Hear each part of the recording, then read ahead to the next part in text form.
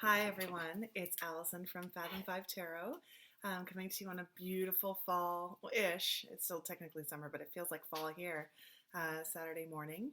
And I'm going to do a little video about the Light Seers Tarot, which everyone is talking about right now. Not everyone, but lots of people are talking about right now. We're going to see how this goes. I am currently patting my dog. I have two dogs, and they're both rescues from Honduras, if you can believe it. And one of them tested positive for heartworm. So she's undergoing treatment for that right now, where they have to be kept super quiet.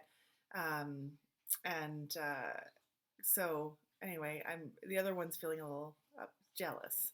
So I'm patting him because if I stop, we'll see if it happens. If I stop, he demands more. Huh? Okay. He's not growling. I know it sounds, when we first adopted him, we're like, oh my God, he growls all the time. But sometimes he just purrs. He's so happy to be petted, and it's ridiculous. So luckily, dog number two, who's here, has the least, like the lightest possible case of heartworm. We caught it early enough. And strangely enough, she had another syndrome, ehrlichiosis, from a tick bite, again in Honduras, and the initial treatments for that are the same as for a heartworm. So the heartworms have been really knocked back. She's barely registering. I don't think they're actually even doing any damage, but we're of course doing all the treatments and following the vet's advice, and very specifically in what they said. So anyway, that's what I'm dealing with right now. I'm going to try and stop patting. Oh, he went to give his sister a kiss. Oh, no. He's back. Okay. So we're going to try and do this anyway with me with one hand on a dog and one hand on the cards. Should be my motto. Okay, Light Seers Tarot. So I knew I was going to support this Kickstarter because I have Chris Ann's Sacred Creators Oracle. I don't have a great relationship with a lot of Oracle decks, but I love that one a lot. And I know how beautiful and high quality her work is. She's also Canadian. She's from my province, and I could probably, I don't know where she lives specifically, but I could probably drive there in under 2 hours, I'm guessing. And I really like to support Canadian artists, and it sort of comes back great for me because the shipping isn't so ridiculous if it's within country and certainly within province.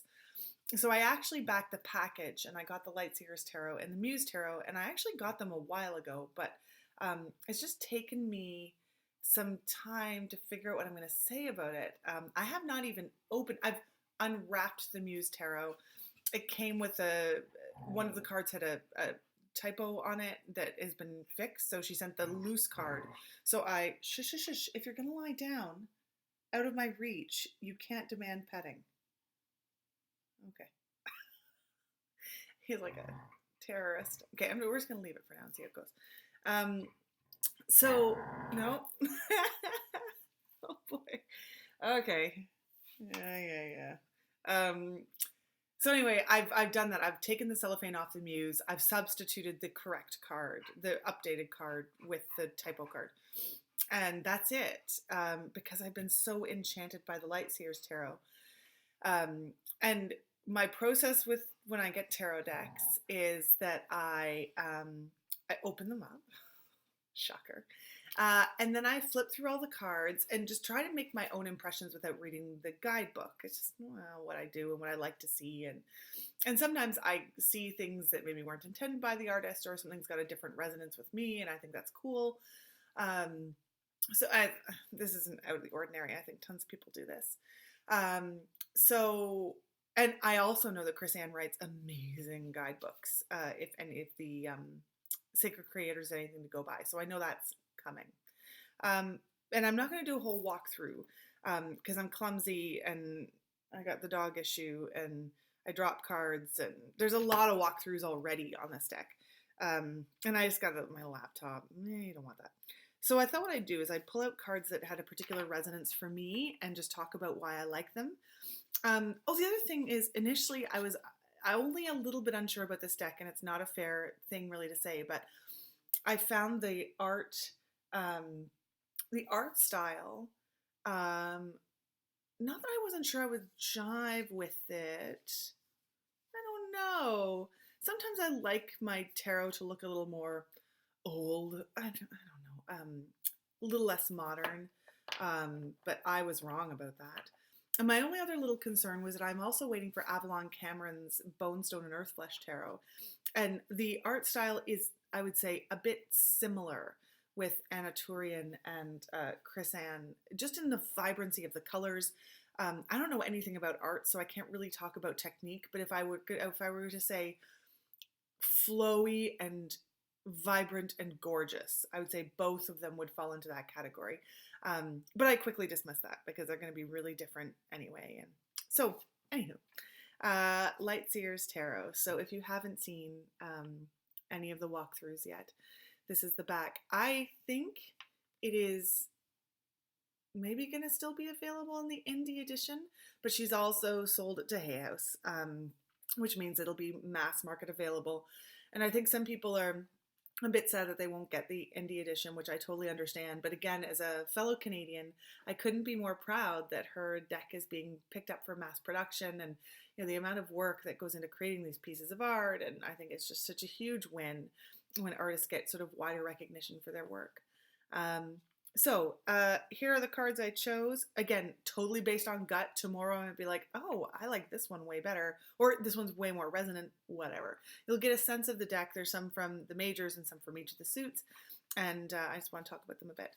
So this image has been around a lot. My deck actually came with a postcard of this image, the Fool. And what I really like about this, there's a strong feminine, well, there's a lot of dudes in this deck too, but I don't know, I like my girl Fool.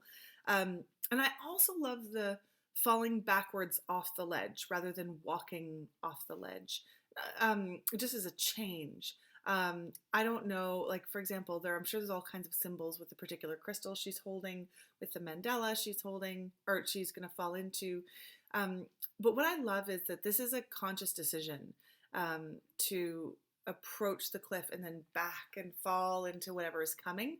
Whereas I feel like the traditional Waite Smith Fool is a bit of a, like the dog is more aware, maybe where he's going than he is. So it's just an interesting interpretation and take, and I love the vibrant colors, the borderless. Each card, it looks like, I know this is not mass produced, it's an indie produced, but it's been printed, but these cards look like she has written on them with maybe a silver Sharpie. Like, it's so personal feeling and wonderful. So that's the Fool.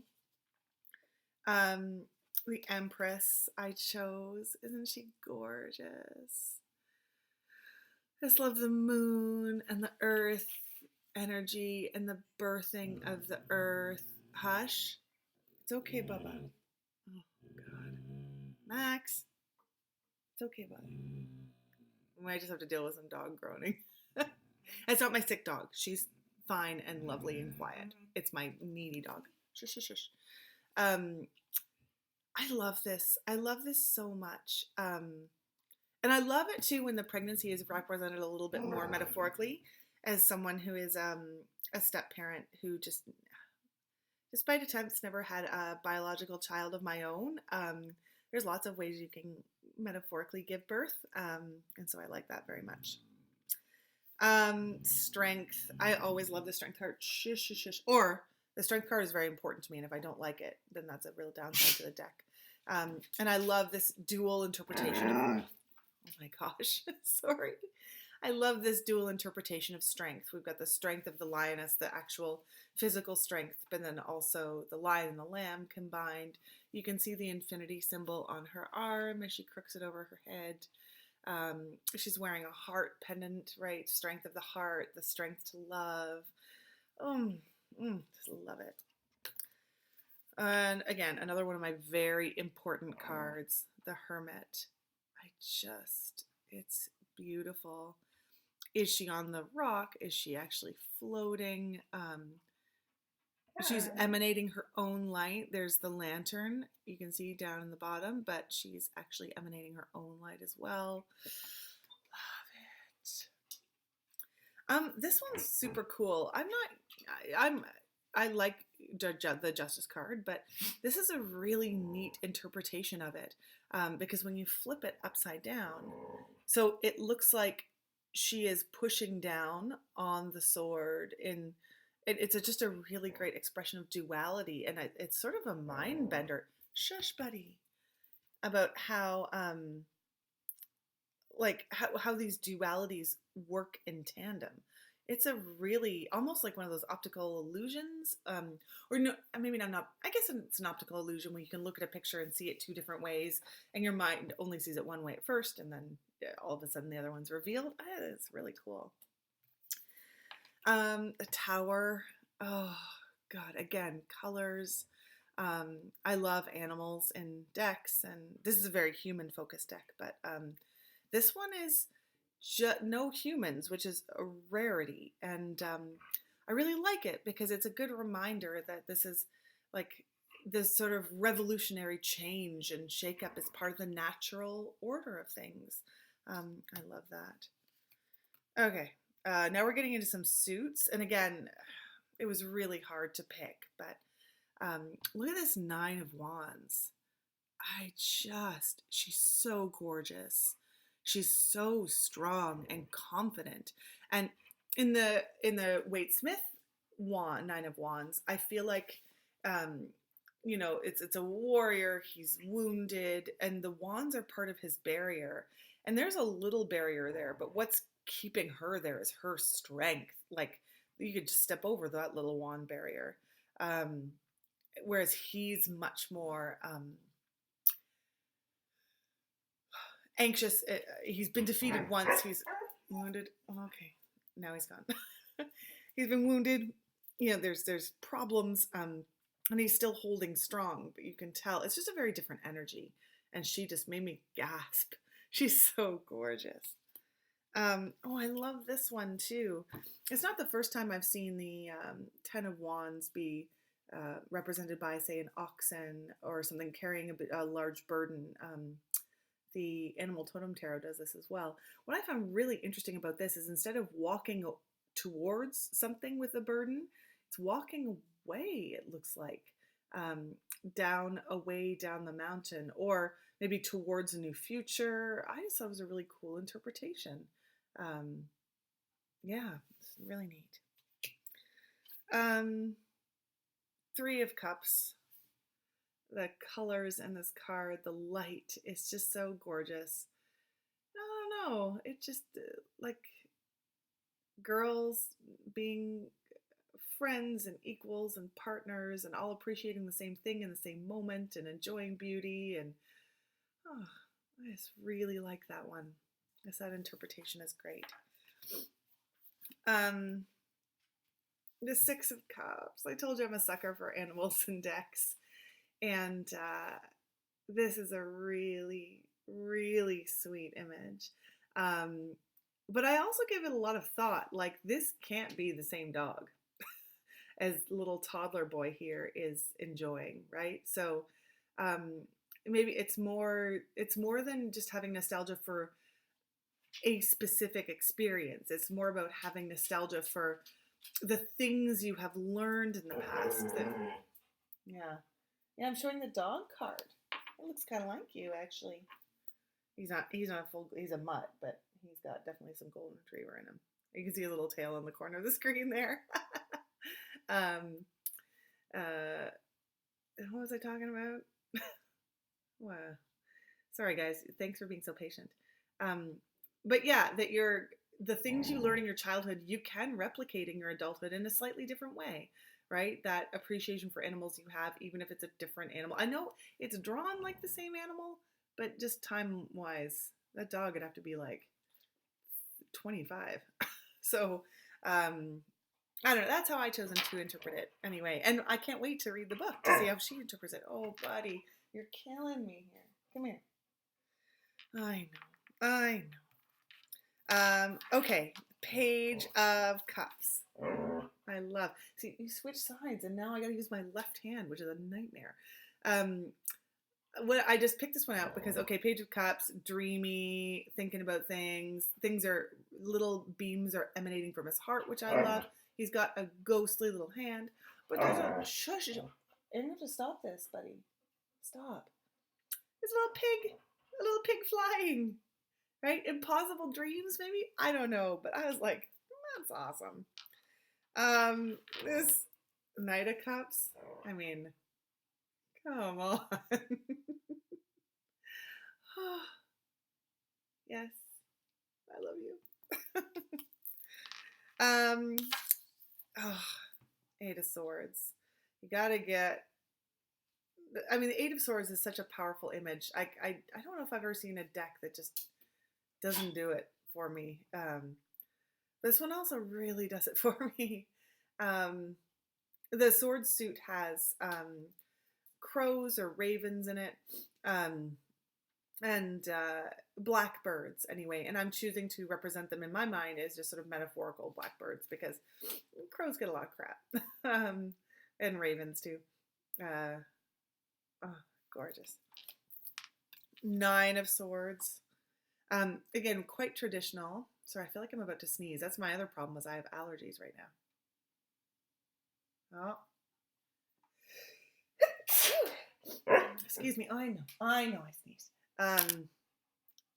Look at that. Like, and there's a bird that's sort of illuminated in white outside. So are these real? Are they imagined? And the brushwork here is so fine. It's gorgeous. Three of Pentacles. I love this. I love that. To me, this is different ages of people. It looks like maybe a dad and two daughters passing on crafts and trade and art and beauty, and everyone has their own important part to it. And that's the thing about things that are created. There's so often so much going on behind the scenes. You are ridiculous. So much going on behind the scenes that you don't see. You know, when I go to watch a movie, I like to watch all of the credits because I'm like, every one of those people was part of it, not just the actors who starred in it. And you know, if you go see one of those Marvel movies, those credits last for 5 minutes and the type is tiny because everybody worked behind the scenes. So I like that. I like that one person's job is just, I'm going to pick it up again. Shh, buddy, you're killing me. Oh, I think I'm making it worse by submitting to him. There we go. He's holding it up. And he could say, well, I just held that up. But that's super important. Couldn't do it otherwise. I love it. Nine of Pentacles. I chose this one, again, because it's just so beautiful. I could just gaze at it.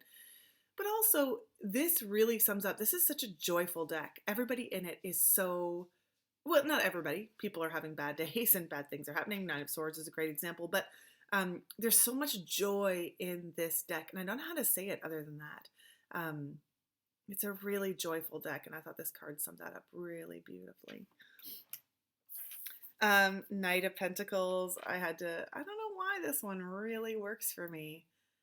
I think that, you know, so often the knights are on top of the horses, but here it's like he's walking, the horse is following, and he's in his bare feet, touching the earth. And I just, I don't know, I thought that was super cool. And then I also had to put him in the King of Pentacles, just sitting, just chilling with his wolf, as you do, you know, just like confident and calm, and I love it. I love this deck, and you can see walkthroughs of every single card with way better cameras and that kind of thing. It's gilded, which is nice, so I don't have to do it. And the color is super cool. Now I got dog hair in my deck. So yeah, it's lovely. And if I'm not sure there are more of this, but it is being released by Hay House, and I know people are upset too because it's got a smaller companion book, but Chris-Anne's a really good writer, and she'll be able to edit it down in meaningful ways, and I think you should just have real confidence in buying this product, whatever form you find it in. So that was my little walk through my hot takes of the of the, I was going to say Sacred Creators, the Light Seers Tarot. I will do one about the Muse at some point. I've just been so enthralled by this. I want to give the Muse its own fair shake and not have it be an afterthought. So I'm going to wait a little bit and let this one sink in before I go to the Muse.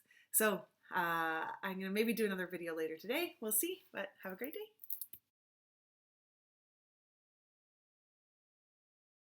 Okay, I just want to say that I pressed stop on the video and Max went away. He just went away. He doesn't need love anymore now that I'm not doing a video. I apologize for all the noise from before.